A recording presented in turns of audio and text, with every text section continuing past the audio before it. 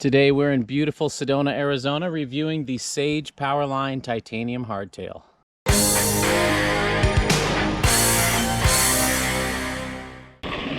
Wow, this bike is light and zippy. This is a premium bike.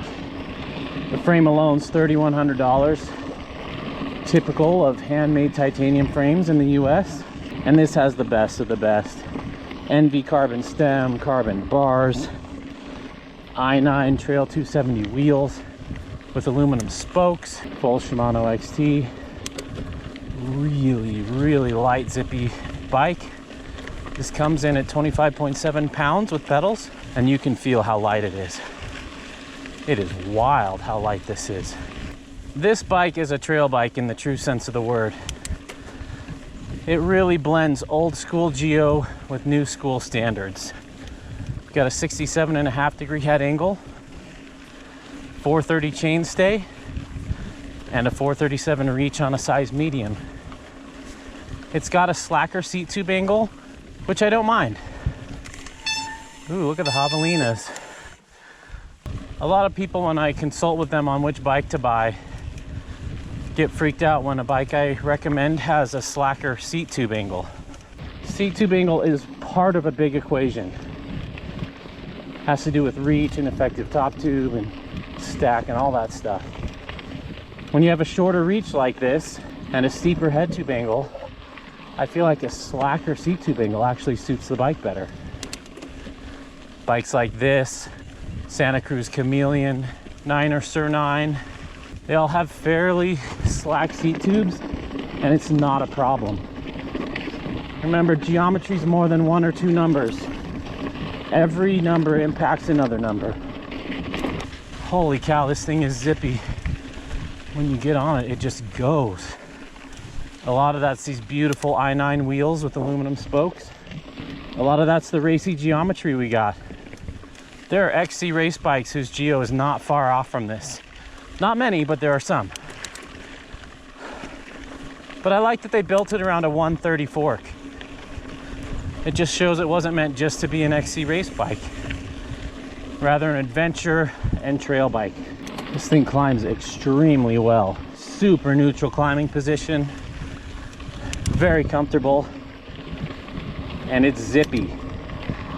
Not quite as zippy as the Sur 9 I rode, because I think the Sur 9 had those even lighter Stans arch carbon wheels, but it's not far off. This one's even more expensive than the Sur 9, which was already expensive. But you don't buy this bike because you're on a budget. You buy this bike because you want to treat yourself to the finer things in life. And let's be honest, that's how a lot of titanium frames are. I still think it's important to review these top of the line bikes to put the lower end ones into perspective. Yeah, this is a joy to climb. Those of you that like traditional old school geo are gonna love this. Here in Sedona, we have hundreds of miles of trails to choose from, and I'm always very thoughtful about which trails I take each bike on when I review them. This is a trail bike with XC heritage, kind of blurs that line between XC and trail. So I wanted to take it on a mellower trail that's flowy, got some nice climbs you can just charge all the way up, and nothing too steep or crazy on the downs. We're not going to take this on Highline or the double black diamonds because it's not meant for that. So a lot of times in my reviews, I love the bike for the trails they're on because I picked the right trail. And interpreting reviews is super important. You need to make sure to listen to what the reviewer's saying about which trails it's good on and which trails it's not good on, and be honest with yourself and say, is that the type of trail I'm going to take it on or not? So I always pick a trail that suits the bike well. This is not my first ride on the bike, and I've ridden on a few different trails, and so I know what is going to suit it well, and this is the perfect loop for this little bike. One thing I don't love about this bike is that they ran water bottle bosses in the seat tube, and I can't drop the dropper all the way, so I can't fully extend it. Sage will do custom specs on the bikes that they send you. Morning.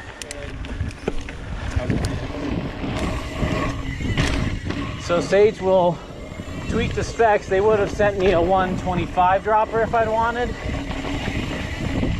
But in this day and age, I don't want that. And it's just that one bolt preventing it. Okay, this definitely has a racy, XC-ish feel on the downs. It's zippy, it's quick. It's a little bit sketchy compared to some of the other bikes I've ridden out here.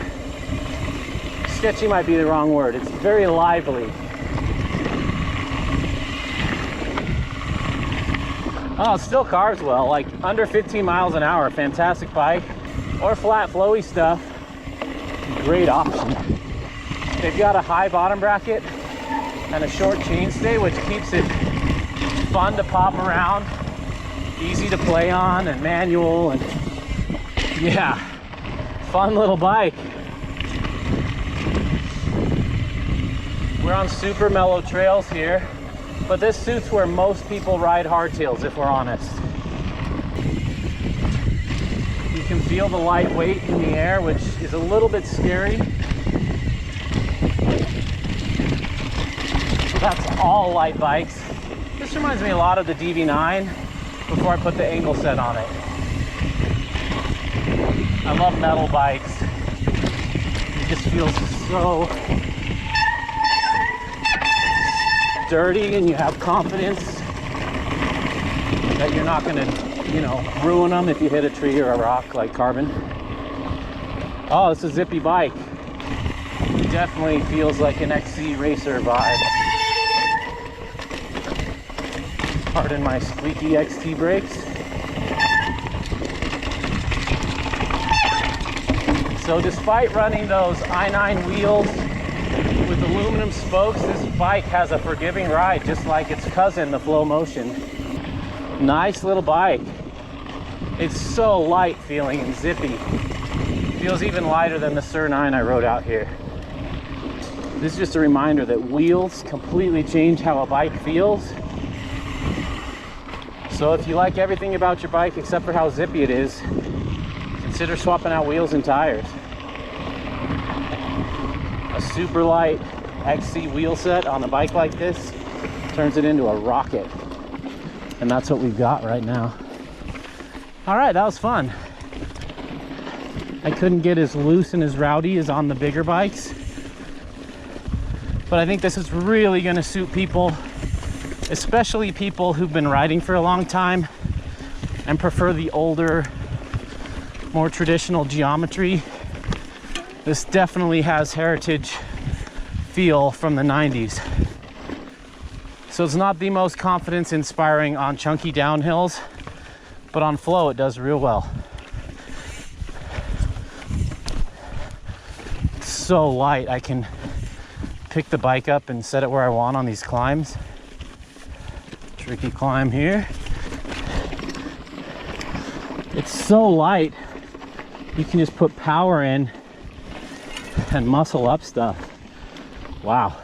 This bike has a nice neutral feel, but if you're a fantastic rider, you can still take it to the next level and pinpoint it where you want it to. Real calm climber, the front wheel does not wander. I'm 5'6" with a long torso and super short legs. This is a size medium. The reach fits me well. I've got the reach of someone 5'10". And if that water bottle boss was gone on the seat tube, I'd be able to run all of the dropper. That is such a bummer. So if this were my bike, I'd drill it out so the dropper could get lower. The whole purpose of droppers is to get the seat out of the way. And if we design frames that limit how low the dropper can go, we're kind of defeating the point. But yeah, real comfortable bike. You don't have to put a lot of body input into it to ride it. I've had this bike on Black Diamond trails and it was a handful. It was scary. And that's not what it's designed for. This is designed to be a zippy trail hardtail. It's happy to get airborne, but it's not a park bike, obviously. Great geo for what it's meant for.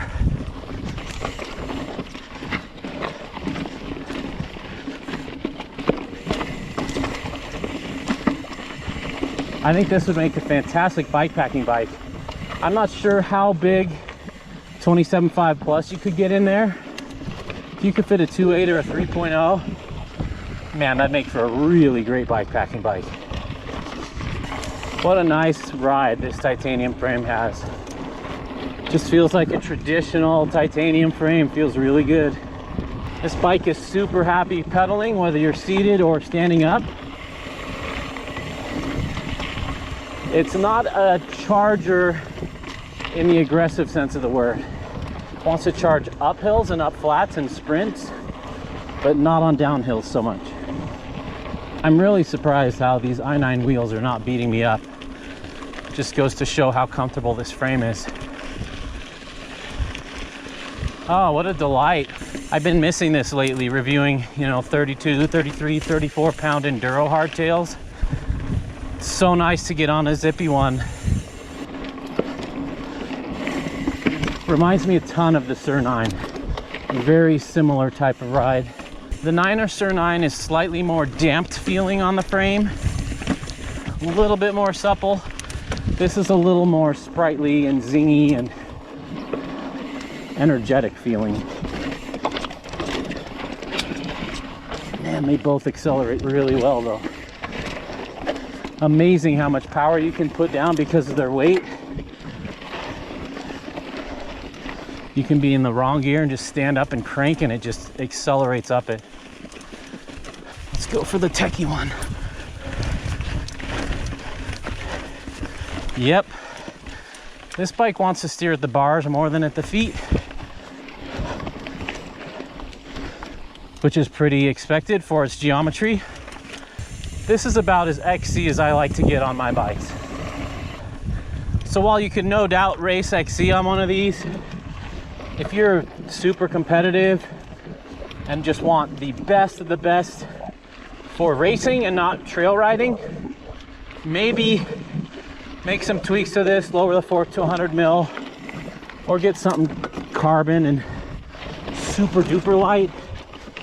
But I think they've done a great job blending a trail bike with XC-like attitude when it rides.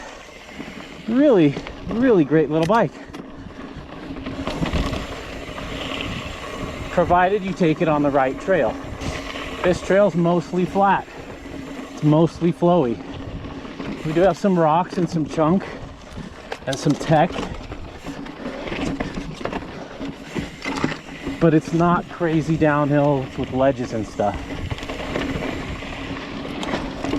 I think my friends who've been riding hardtails since the 90s are gonna love this. Definitely has some of that vintage vibe to it. And it's got all the modern standards, threaded bottom bracket, the boost spacing. There, it kind of wanted to go over the bars just a little. Part of that's the short reach and the steep head angle on that longer stem.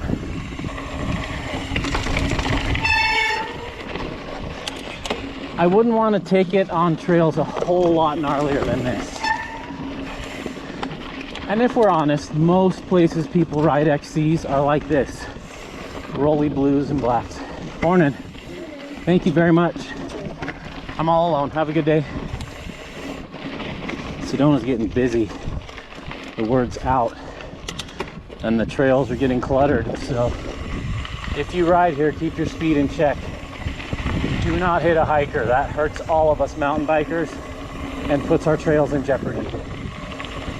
Yeah, this bike has a nice compact feel, which I like for slower speed twisty stuff. It carves really well.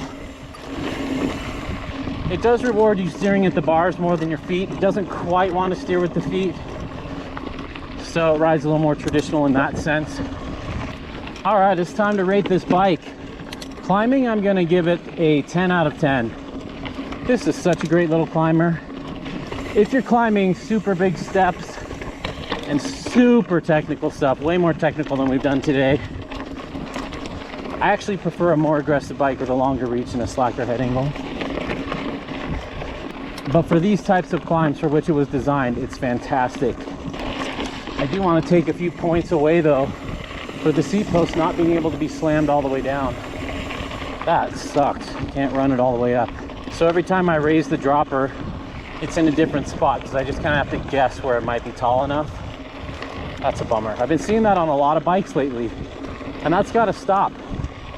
I don't know if it's tall people designing these that never run their droppers all the way down, or running a shorter dropper is a crappy solution. Cornering, I'm gonna give it a 6.5 out of 10. It corners like a vintage bike. It corners the way most people ride though, so if you don't ride slack bikes or aggressive bikes or have taken a lot of cornering courses, you're probably gonna like how this corners. It rewards twisting at the bars, but it feels sketchy when you lean it over like an enduro bike. I feel like the Sur 9 corners better.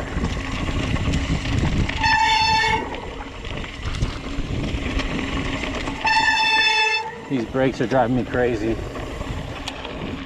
Descending, I would give this an 8.5 on XC trails and a 6.5 on regular trails. It does all right, but it prefers flat, rolly trails like this where you're pedaling most of the time. For long descents and bombs downhill, it gets nervous and twitchy. Rides like a vintage hardtail in that way. Playfulness, I'm gonna give this, well, for an XC bike, I'm gonna give it a 9 out of 10. Compared to all the bikes I ride, I'm gonna give it a 7 out of 10. Nowhere near as playful as a Chameleon or my middle child, but it's pretty dang playful for an XC bike. All right, it's time to wrap this thing up. This is a beautiful boutique bike, and the price reflects that. This is not a budget bike.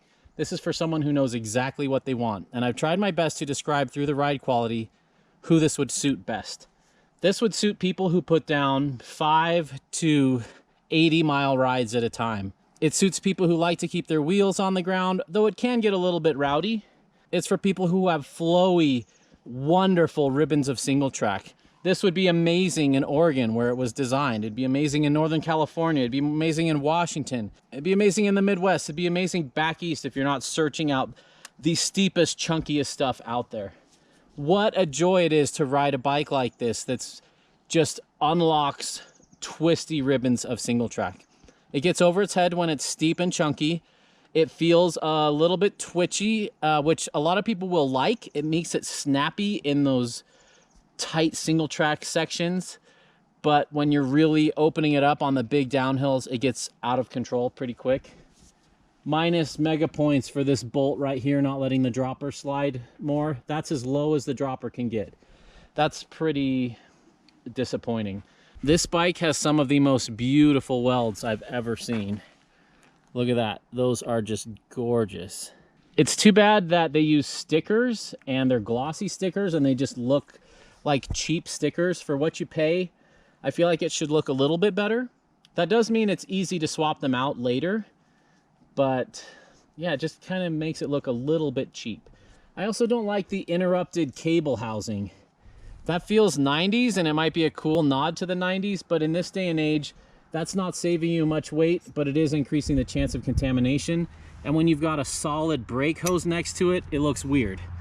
So I like that it's full external routing, but I think it'd be even better if it was just the full housing all the way through. We've got plenty of space for a massive chainring.